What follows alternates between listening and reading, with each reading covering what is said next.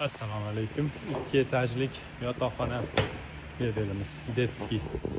Zagotovkamiz keldi, xudo xolasa. Bundan tashqari yana 2 ta zakazimizni uyiga olib borib qo'ydik. O'zingizlar bilasizlar, biz faqat tayyor narsa olib bormaymiz. Masalan, kuxniy mebellar yoki katta mebellar bo'ladigan bo'lsa, zagotovkani olib boramiz. Keyin o'sha yerda o'zida yig'ib beramiz. Qolgan narsalar ketdi. Hali mana yangi joyga ko'chib kelganmiz. Joylashgani vaqt bo'lgan yo'q. Ustanovka u yoq bu yoq bo'lyapti.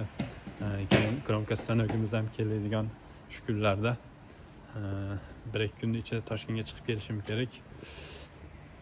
O'sha kelib qolsa kromka stanok arramizni joyini joylashtirib olib turib, bu yerda ichkarida, bu yerdan hozir ko'rinmaydi, mana bu tomon ichkarida joyimiz bor.